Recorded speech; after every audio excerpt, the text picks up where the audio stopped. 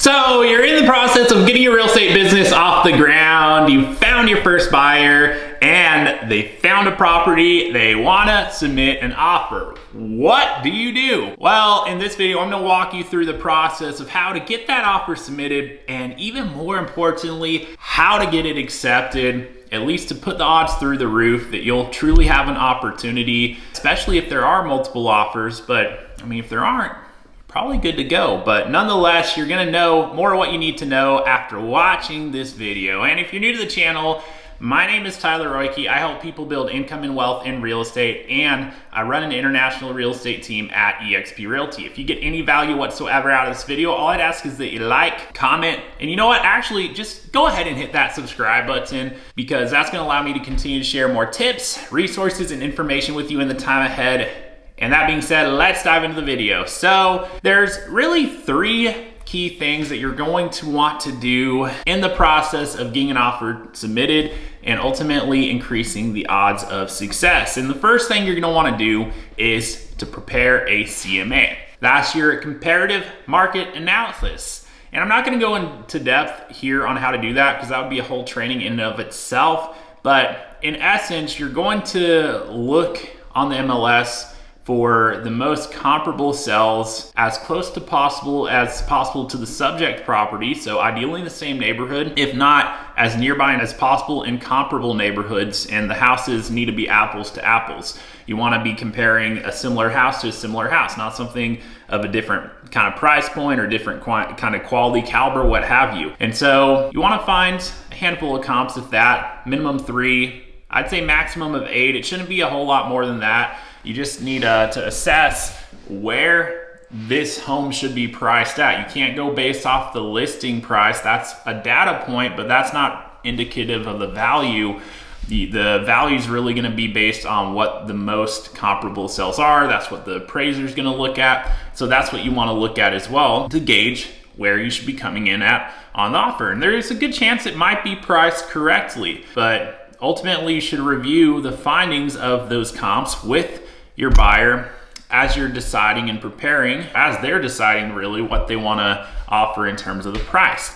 But that being said, it's also important to note that price is just one of the terms. And that brings me to the second thing you're going to want to do, which is writing a contract. And so to simplify this, it's gonna help to know what the points of negotiating are in a contract, because there's truly only 5. It's only 5 points to negotiate. There's price, there's terms, there's dates, there's inclusions and exclusions, and there's contingencies. Between those 5 things, there's a lot of different ways this could go, but that's it. So literally write those down. It's gonna help you so much if you understand that. And then if you review your contract and know, okay, where are each of these 5 things in there? And on the contingencies note, that could be, I mean, there could be several contingencies. It could be contingent upon financing. It could potentially be contingent upon the buyer selling an existing property. And you've gotta know if there's a form you need to add for that, like an addenda. You know, there's probably a ton of different addendas depending on what state you're in, but you should be using your promulgated contract forms, the ones that, you know, realtors are supposed to use in your state, and any associated addenda. What's nice about real estate, at least being an agent, is we're not writing contracts, we're filling in blanks. So we're not really even allowed to write contract language into contracts. So once you understand that, it should take a lot of the pressure off. But to summarize one more time, points of negotiation, it's price, terms, dates, inclusions and exclusions, and contingencies. You know those 5 things. It's gonna help review those 5 points with your client and figure out what it is they wanna put on the table for the seller and ultimately what makes sense for them to put their best foot forward to secure this property. And the third thing you're going to want to do to submit an offer is submit the offer. Now, this is a point though, because it's not as simple as, hey, you write the contract, send an email. I mean, that's what an average real estate agent does. If you want to be better than average, if you want to truly put the odds through the roof that your offer is one that gets accepted, you got to do more than just that. So under this third point, it's generally a good idea to give the listing agent a call prior to submitting the offer to gauge whether or not they have any other offers on the table. That's an important piece of information for you to know if you're going to put an offer in on this property, because it's different if it's a competitive offer situation versus not. If it's not, that's indicative of the demand on that property. If there's a lack of demand, you have a better opportunity to truly put forth the terms that you want and have potentially an opportunity to work and negotiate with the seller. If there's multiple offers, you might not even have an opportunity to negotiate with the seller. It's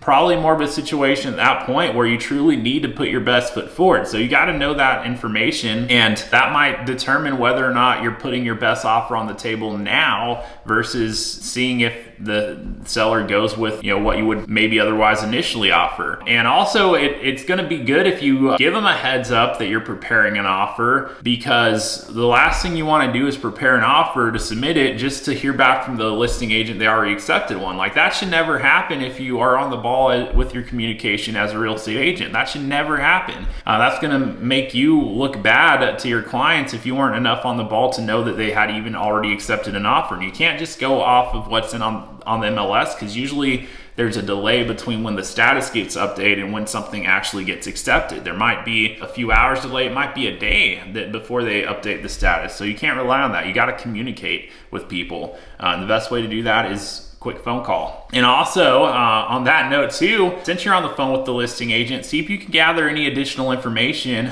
about what would make an offer acceptable to the seller. And a good way to figure that out is to ask the question, besides price, obviously the seller wants as much money as possible for this property, but price aside, is there anything else the seller's looking to have happen with the sale of this property that we might be able to consider as we're preparing an offer? And see what they say. You never know what you'll get. Sometimes you don't get any additional information. Sometimes you get a lot of additional information that you weren't even expecting to hear.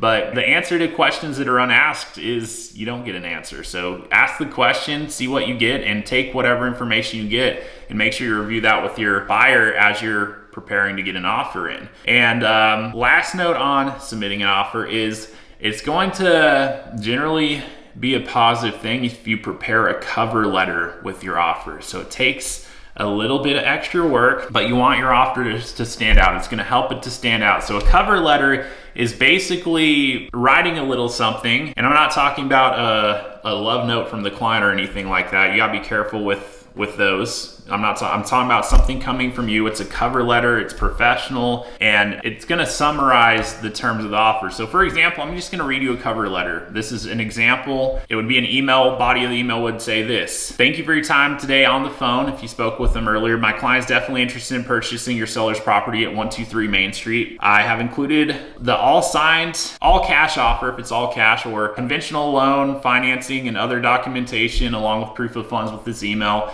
As you will see with the included offer, my client is very serious about securing the property under contract without wasting any time and is a seasoned investor. So that would go with the all cash offer if that's the case, but edit this, if you will, according to the actual situation. So the transaction will be very smooth. My client has also made a point to provide competitive terms and conditions that accommodate all the seller's needs perfectly and make accepting this offer an easy decision, especially in regards to deposits. To most investors and retail buyers are not this strong. That's if you're putting a stronger than usual terms on the deposit. I also personally take my work very seriously and make every effort to keep lines of communication open and provide the level of service required to make this a great experience, not only for my clients, but also for the parties on the other side of the transaction. And then any terms, key terms, put it in a summary. So purchase price, what the deposit is, what the earnest money deposit is, or I mean, if there's, I don't know what they call the deposits in your state. It might be called an option fee, it might be called something else, but you know,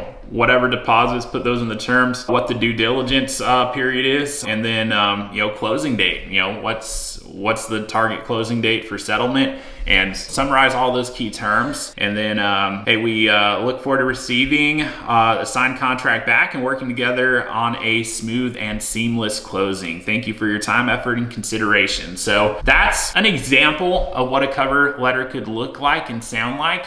And obviously, make sure it corresponds with the actual situation and client. You don't want to speak investor terms if your client's not an investor. So make sure it's applicable to your actual situation. But that should be the body of the email in which your offer is connected with. And one more thing to help you too if you have third-party financing, if your client's not a cash buyer working with the lender like most will be, make sure you got a strong lender that can make a phone call to the listing agent once you submit the offer. And I always have my lenders do this. I ask them, hey, I'm about to put this offer in.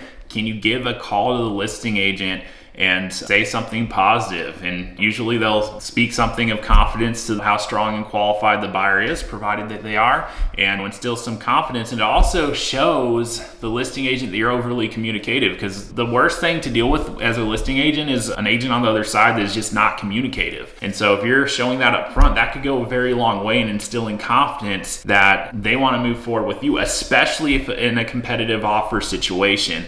But even if not, I mean, it goes a long way to really stand out above and beyond your typical realtor in terms of professionalism and how you handle and carry yourself. And that can make the process better for everyone involved with it. But that's the process of submitting an offer. You want to prepare a CMA. You want to write the contract, review the key points of negotiation with the buyer, make sure you know exactly what it is they're wanting to happen in all of those 5 key points, and then submitting an offer. You don't want to just write a contract and submit it.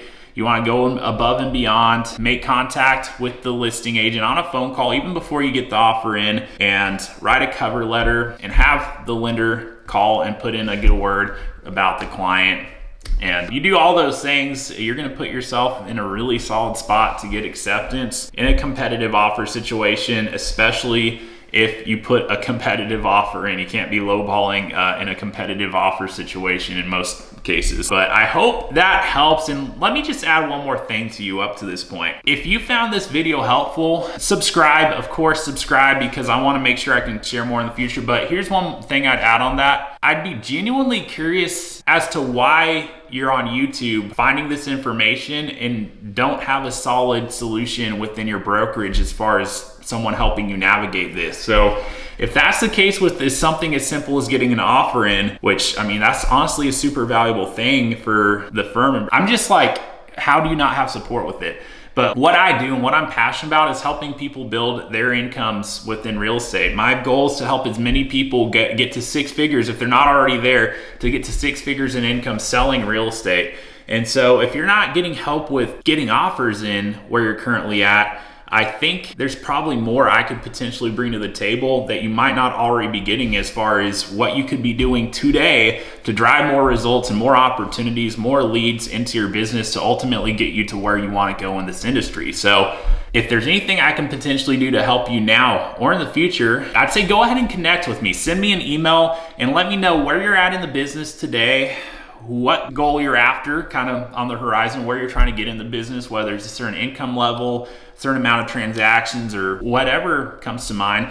And I will connect, I'll get back to you and see how I can best bring some value to help you get closer to that point, because that's what I'm passionate about doing. I help agents all across the country build their business, their incomes, and ultimately their lives in real estate. So send me an email. And beyond that, thank you so much for watching the video. Until next time, I'll look forward to seeing you on the next video.